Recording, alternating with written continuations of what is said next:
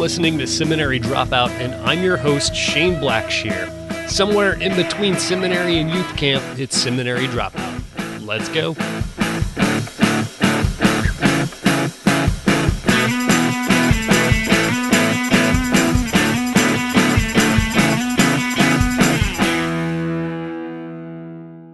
Mike Bird, thanks so much for joining me on Seminary Dropout. Okay, thanks for having me, Shane. Well, we're here to talk about a book that you kind of got together and contributed large parts to called How God Became Jesus. Now, this is a response book to Bart Ehrman's How Jesus Became God. So Yep. I'm curious, what was it about the book that thought warranted a response, and not just a response in a blog post or something like that, but an entire book all on its own? In November last year, I was walking around the Society of Biblical Literature and the book exhibits they had there.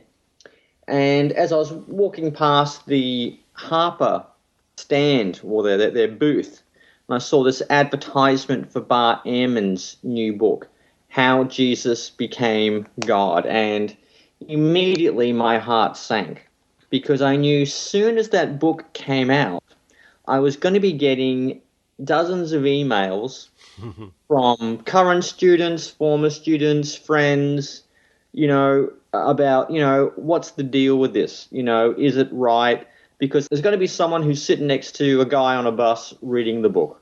And often I get emails from the Middle East, just random emails from Christians in the Middle East who have found themselves being engaged in debate with Muslims who are using Bart Ehrman as their reason for trying to convert Christians in the Middle East to Islam. So I've had that situation come up a couple of times. And so I'm looking at this book going, oh man, my emails are going to get clogged up. And I thought, it'd be good if we could get a real forthright, robust response done quickly, get it done sooner rather than later, doing a bit of preemptive pastoral care, if you like, dealing with this topic. So I've read a fair bit of Ehrman's work, and although I had not yet seen the manuscript, I had a pretty good idea of where he was going with it based on what he's written before. And so as I wandered around the book exhibits, I bumped into a number of very capable and well-known scholars who have worked in the field of Christian origins, people like Simon Gathercole, Craig Evans, and I quickly mentioned the idea. I said, this is what Bart is doing.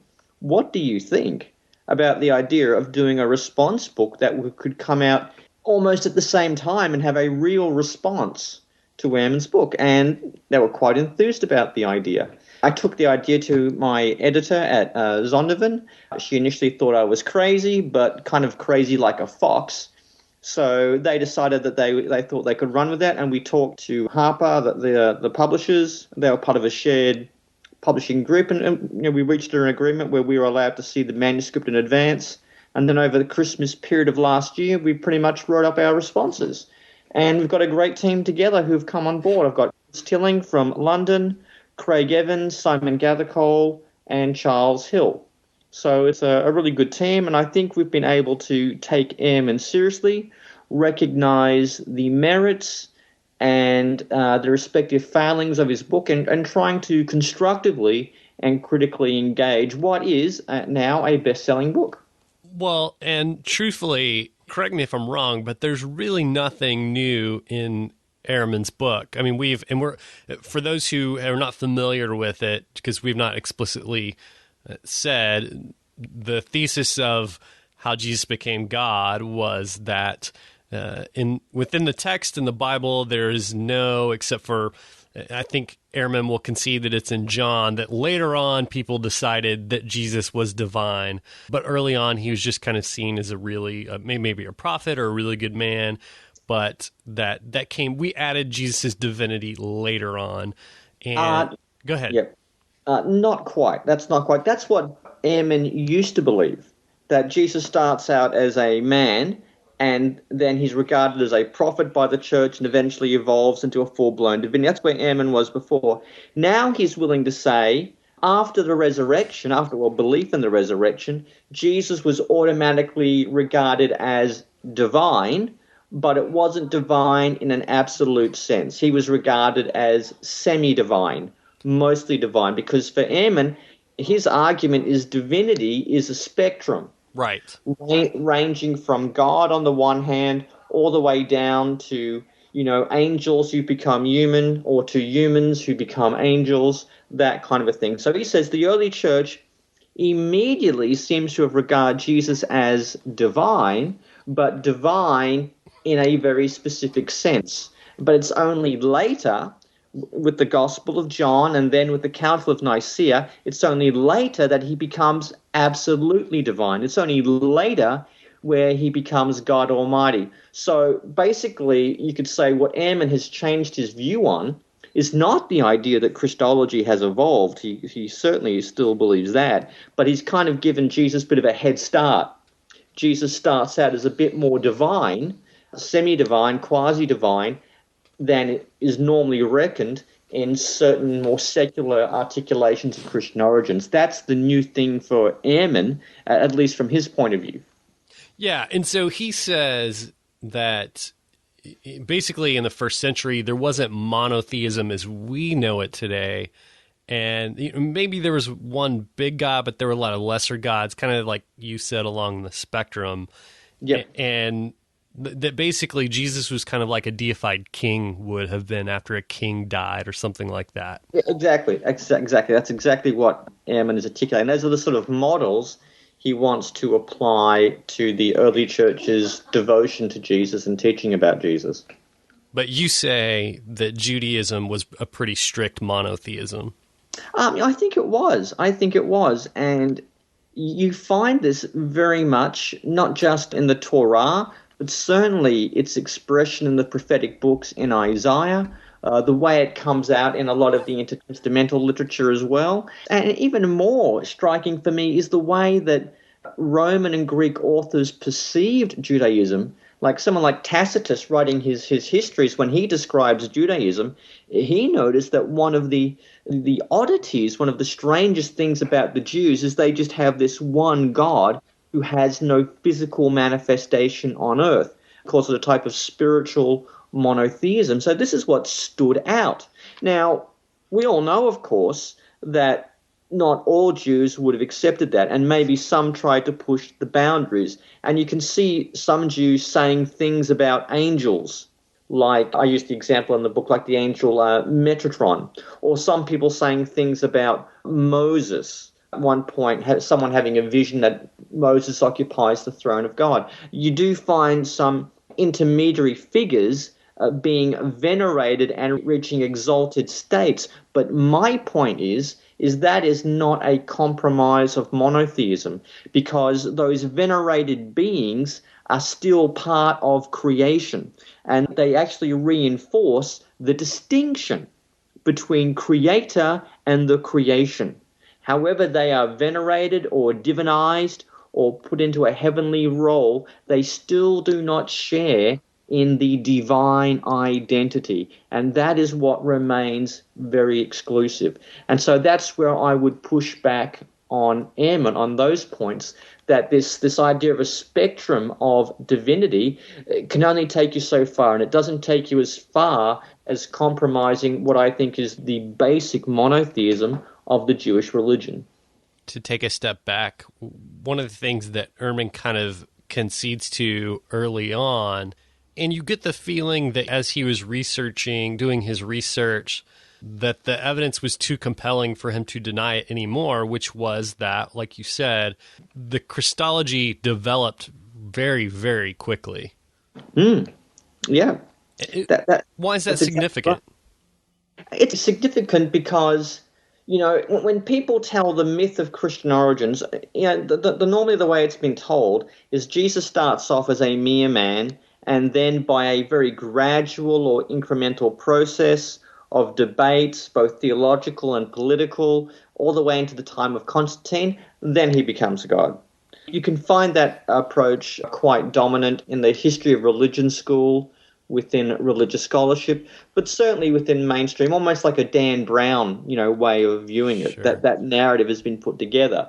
Ehrman, to his credit, has rejected that, and he sees Jesus as being divine in a sense, basically 5 minutes after the resurrection. So he's a good corrective in that sense. But Ehrman still has his own sort of oddities, if you like, particularly the way he sees the expression of belief in Jesus varying from a human figure who's exalted to a pre-existent being who's become human. He sees this kind of interplay between the two ideas, and he says some sort of odd things. He seems to think that for the Apostle Paul, and he's basing this on a verse in Galatians 4:14, he thinks that for Paul, Jesus was basically a human being who became an angel.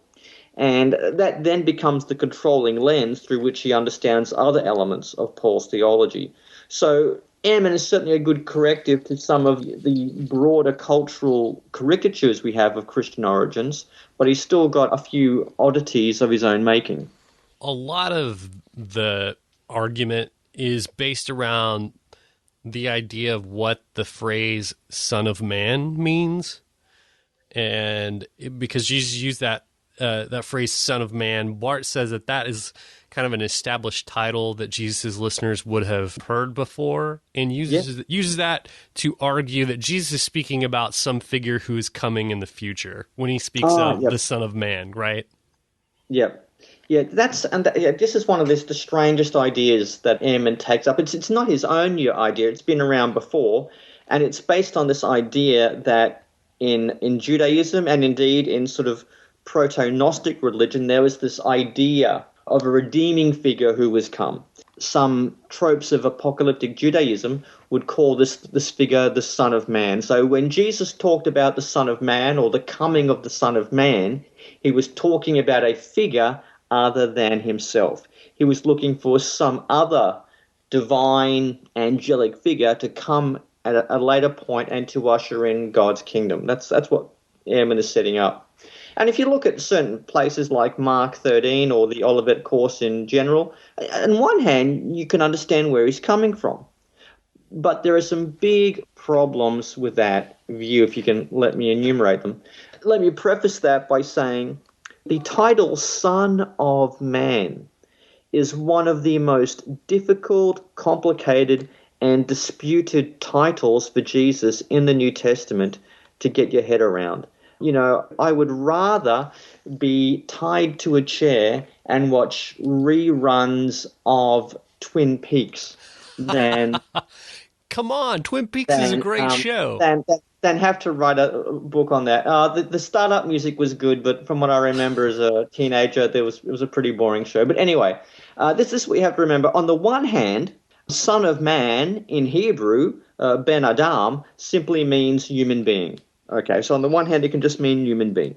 And you find that, like in Psalm 8, what is man, that you are mindful of him, or the Son of Man, that you should care for him. It just means human being. And you can see how that reference to Son of Man as a human figure makes its way into the Gospels. You know, when Jesus heals a man on the Sabbath, you know, and there's a bit of an uproar about it, he says that so you know that the Son of Man has authority to heal even on the Sabbath. And the crowd rejoices that such authority had been given to a human being. So you can see the idea of the Son of Man as a human figure, or the collective of humanity, is there as well.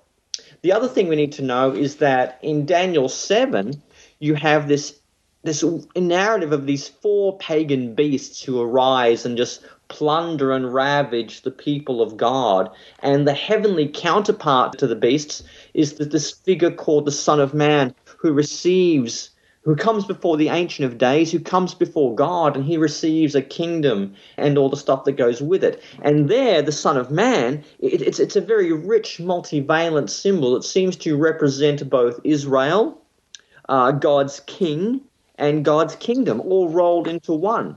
And that Daniel background, that background in Daniel 7, that narrative of the saints of God being enthroned and exalted through a specific king, that certainly looms very large in the Gospels as well. The other complicating factor, in addition to Son of Man being a human being, having this Daniel 7 background, in Aramaic, Bar and Asher can simply be a form of self-reference, like I or someone in my position.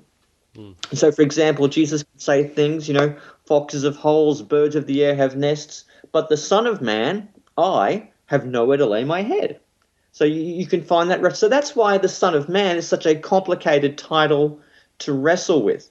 But one thing stands certain is that the Son of Man was Jesus's preferred form of self-reference.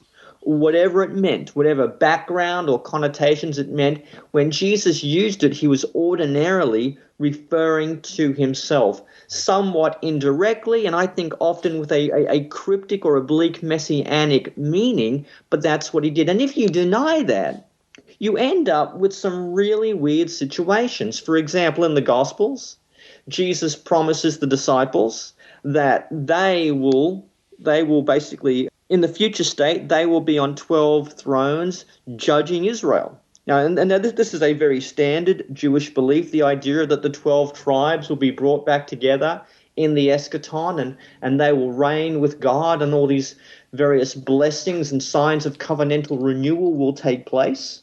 But if that is the case, and if Jesus thinks he's the Messiah, well, where is he in that setup? If the Son of Man gets a throne, if the 12 disciples get a throne, well, where's Jesus?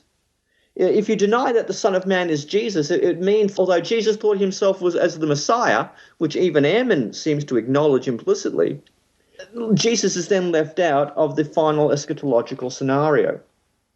So I think Ehrman's view of denying that Jesus thought he was the Son of Man simply creates more problems than it solves.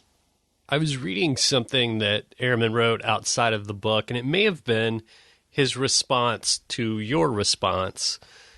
He was saying that Jesus didn't go around explicitly saying, I'm the third member of the Trinity, but now we believe that about him, and so we have to explain how we got from point A to point B. Why? And I think about this about a lot of, not just Jesus saying that he was God, but a lot of other things. Why didn't he just explicitly say, maybe if he had drawn a diagram for us or something like that, that'd be nice too. Why do you think he wasn't more explicit? That's a good question. We've got to remember what Jesus' mission was. He wasn't trying to explain the triune relations within the Godhead.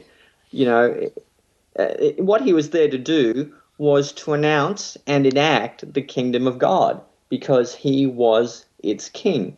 And that was the kind of the priority. That was the mission that he undertook by coming to earth. And if you look at the purpose statements we find in the gospel, the I have come sayings, it's all about this redemptive mission to bring Israel's hopes to a climax, to a close, to usher in the renewal of the covenant. Those are the priorities. And we can think about all sorts of things we wish he taught about. We wish he taught more about the atonement, justification by faith, free will and human responsibility. We could pick on almost any hobby horse that we wish we extrapolated on further.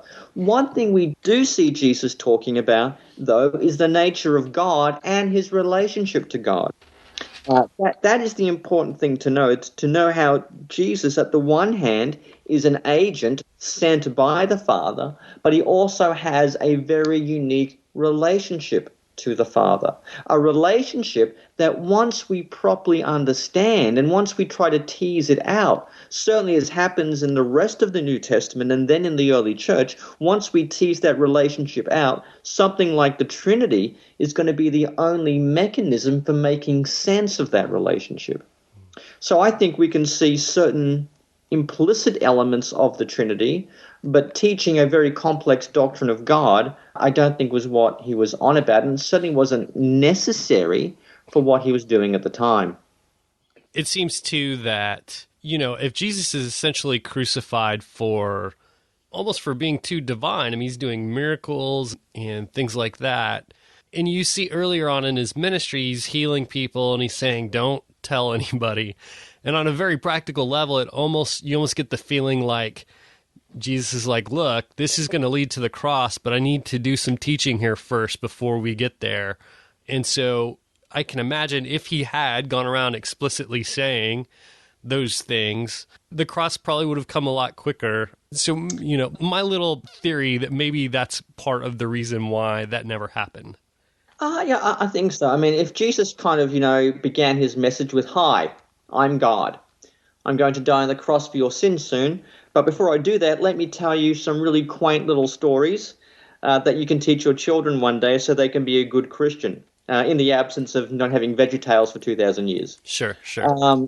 So he's I don't think he's rolling in that sense. He has a strong theocentric vision of the kingdom because he is its king. And certainly he doesn't want to preempt anything. That's why he keeps moving around, partly to spread the message, but I think also to avoid capture, because he was doing something very radical, very subversive. When you start mentioning kingdom and attracting big crowds, that's going to make a lot of people nervous. So at one level, there is something implicit about a new understanding of God, a new understanding of Israel, but it's all going to come out later, and it's really a rescue mission. If you're dragging people out of a burning building, you're not going to stop and give them a lengthy introduction on your CV. There's just more. There's more at stake. There's more important things that are going on at the moment. A lot of Ehrman's argument also pivots on a misunderstanding or misinterpretation of Paul. And I didn't make a clear note here in my notes, but he takes a few sentences that Paul says about angels, about being received as an angel in Galatia. Is that right? Yeah, that's the view that Ehrman takes up. In Galatians 4:14, Paul says to the Galatians, he commends them, because you received me as an angel, as Christ Jesus himself, or words to that effect. And Ehrman then uses that as kind of proof text that, there you go, Paul thought that Jesus was an angel. So he was an angelic figure. Either he started off as an angel, he became human, or he was a human figure who was exalted and became an angel. And then he uses that as the lens with which to view other passages like Philippians 2. You know, though he was equal to God, he did not use equality with God to be used to his own advantage, that kind of a thing. So, yeah, Ehrman, I think, kind of over milks that, and he uses an obscure text to interpret a far more clearer text, which is a category fallacy, if you ask me. And yeah, the idea that Paul thought Jesus was an angel, yeah, look, the number of scholars who believe that, quite frankly, could probably fit into a Volvo. So I don't know who he's going to convince on that score. And I think his study on Paul is probably the weakest part of the book. And thankfully, Chris Tilling, who's a leading expert on Paul's Christology, he really takes Ehrman out to the woodshed on that one. I want to talk a little bit about Ehrman himself, because I think that his theology, like all of our theology, does not happen in a vacuum. His past explains a lot of where he's coming from. And also want to make clear that I don't want to beat up on him, so to speak, because Ehrman is certainly not beyond God's grasp. And I also find that people do not often see things from my side because I treat them badly. So I want to say that first off. But Ehrman was an evangelical Christian. As a teenager, he came to become a Christian, what he describes as a conservative evangelical. Yep. And then he goes to Moody Bible College. He goes to Wheaton College. He's studying the Bible there. And then goes to graduate school and does his doctoral work at Princeton. And it's there that he starts to self-identify with being a liberal Christian, because he can't reconcile some things that he sees as contradictions in the text. So he becomes a liberal Christian then for many, many years. That's kind of where he couches it. And then much later, it seems like, from what I've read, because of problems with the issue of theodicy, of the problem of evil, he eventually becomes an agnostic altogether and kind of drops his faith completely then.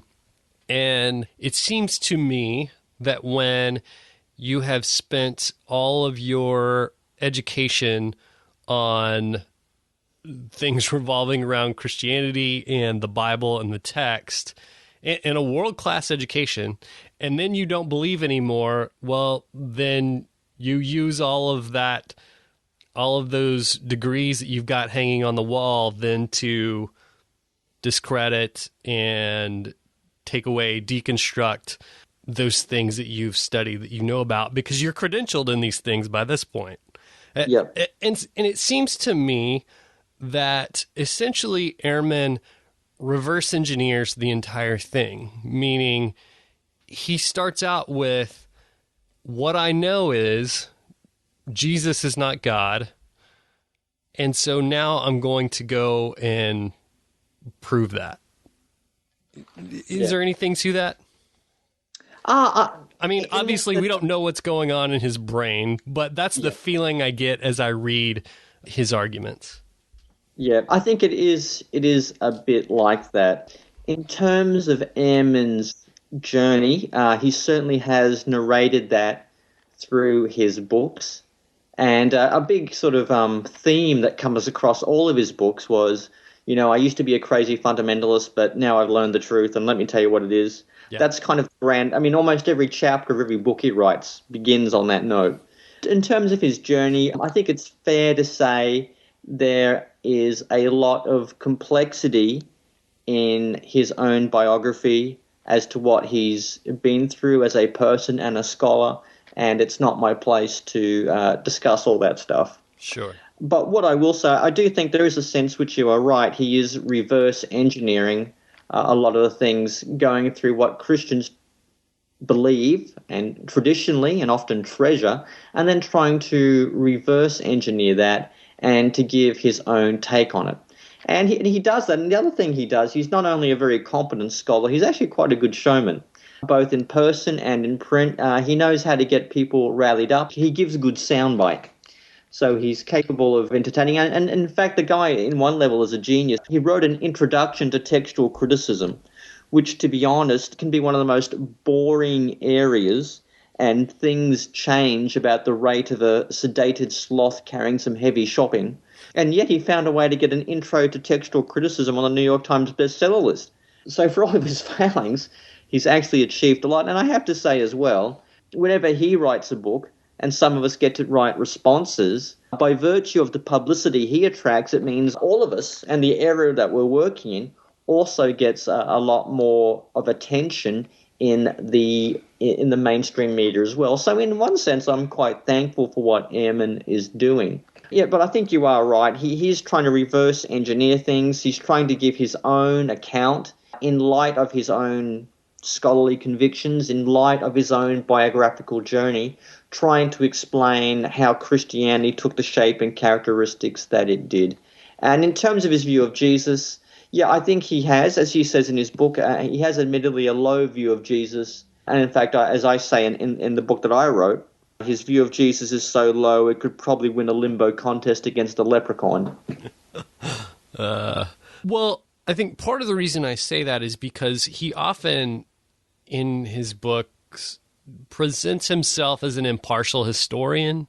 And it's nothing against him, but that's not really true of any of us. I mean, we've all come with this baggage, with this background, with our own agendas and points of view, and he's not immune to that either. Oh, certainly not. Certainly not. I don't think that Ehrman would put himself as the completely impartial historian, but he would see himself as a far better guy than others because he has put off the vestiges of religious baggage that he once carried. So I don't think he would see himself absolutely as an impartial figure, but he certainly thinks he now sees through the glass more clearly, in that he's unencumbered by any sense of religious affection or religious devotion. The fact is we all have presuppositions, and they all shape what we do and we believe and how we see things. I think it is possible to go through and see how Ehrman's own journey has shaped both what he does and how he does it. Probably one of the criticisms I've heard of Ehrman repeatedly is that he's never really shaken off his fundamentalist past. The only thing that's different now is the content of his fundamentalism, not necessarily the structure of his beliefs surrounding them. So some would say he's gone from being a Christian fundamentalist to, in some sense, a more secular fundamentalist. Yeah, absolutely. And I think that those parallels are always shocking to me. When I read people at far ends of any kind of spectrum, that there's these very odd similarities and parallels there. I mentioned before, or maybe I didn't, but I meant to, there's really not much in Ehrman's book that is completely new. There are arguments that have been set forth before, probably in more scholarly works. And then in the same token, a lot of what you and the other writers in your book expertly unpack has also come before in different forms. I'm curious if you have any recommendations for people who want to read more about this and dig a little deeper from those who have explored this in the past. Yeah, definitely. Ehrman is certainly not terribly original in anything that he does. What he does well is he's able to take some scholarly ideas and make them digestible for a popular audience. And he's also very good at tying it all in with his own personal biography. You know, like once I was a crazy fundamentalist who believed that, Jesus walked around with a halo, but now I see that, et cetera, et cetera. So that there's not a lot new there. And one problem with Ehrman is he doesn't seem to get around to mentioning a lot of the scholars who write in this area who would disagree with him. And for case in point, he has very minimal interaction with one scholar who I think is undoubtedly one of the leading authorities on this area of devotion to Jesus and Christian origins, and that, of course, is Larry Hurtado. His magisterial book is called The Lord Jesus Christ, but he's written a number of more popular level, more accessible books on the same topic. And in fact, I think he's recently just released some videos that he did with some Methodist group talking about devotion to Jesus in the early church. If you want more, and if you want a real robustly scholarly, respectable view that goes contra Ehrman, in addition to our book, I certainly would recommend the many works of Larry Hurtado. And one second figure I'll mention, another excellent scholar who works and writes in this area, is that of Richard Bauckham. And his book, God Crucified, I think is one of the best things I've read on this topic, and particularly because Bauckham looks at the whole idea of what does it mean to talk about God's identity. And he looks at all this other literature about, kings who become divine and angels who become human. He looks at all that and helps us to understand it in relation to ancient Jewish monotheism and the devotion of the early church towards Jesus. So those two scholars, Hurtado and Bauckham, are ones I would strongly urge all your listeners to consult and read if they can find the time. That is probably the best antidote to being able to speak back or to engage those who have been reading Ehrman's book on Christology. And it's funny because those two names, and how Jesus became God has been reviewed and talked about. Those two names come up a lot because it seems like it would have been the natural thing for Ehrman to interact with Bauckham and respond to some of the things that he has written before, but for whatever reason chose not to, for whatever reason. Yeah, it's a bit like playing against the Denver Broncos, but not allowing Peyton Manning into the stadium.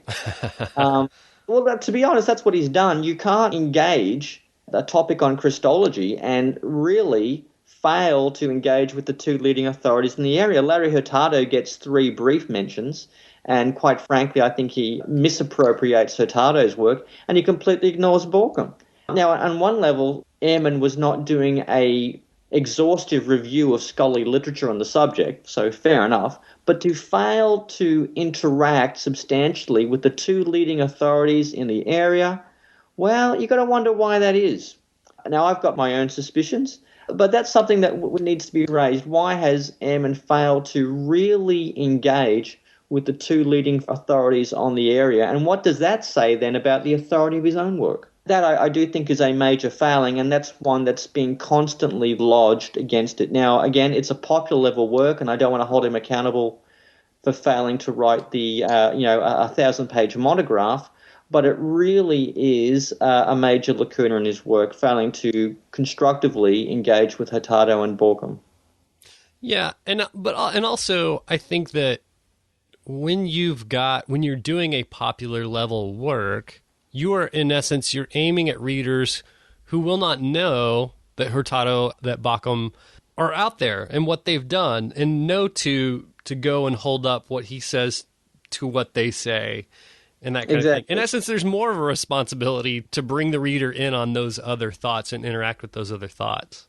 Yeah, it's easy to win the football match if you're not going to allow the other team to bring in their quarterback or best linebackers. Exactly. So, yeah, that's, I think, is a major failing of the book. In November at the Society of Biblical Literature, a number of us are having a panel discussion with Ehrman about his book, and Larry Hurtado will be there. And, I think there'll be some forthright and frank exchange of ideas, which I'm looking forward to. And no doubt, I'm sure Ehrman will have his own pushback as well.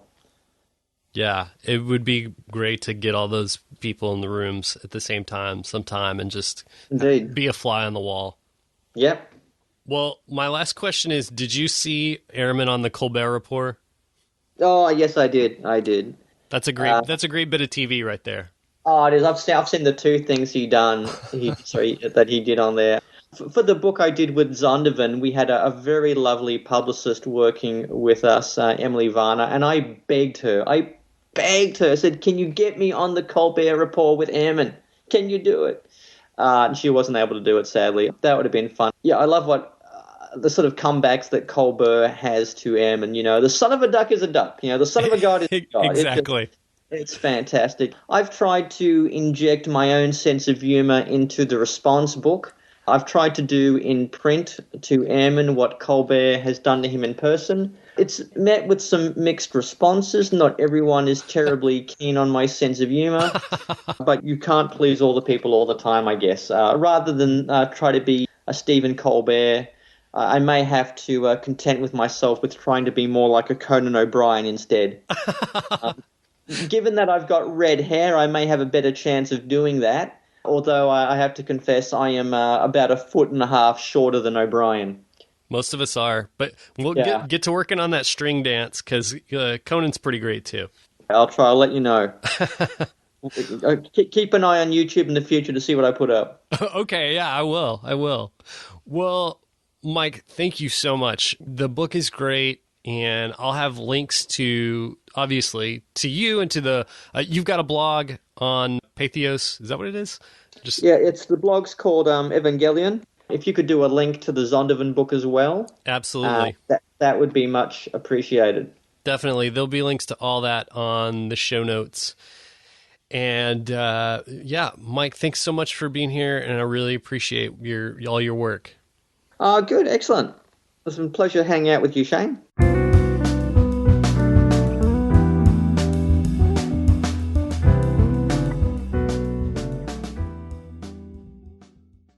Thanks for joining me for another episode of Seminary Dropout. Remember, you can find all the show notes for this show and all shows at shaneblackshear.com. Thanks to those that left ratings and reviews on iTunes this week. Remember, that keeps the show front and center.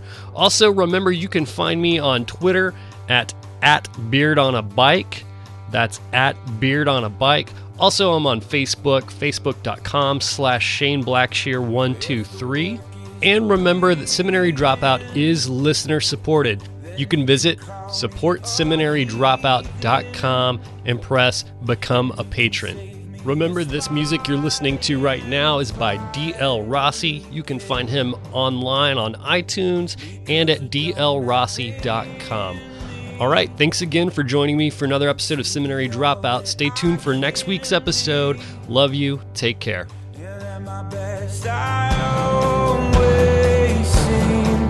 Bring that, but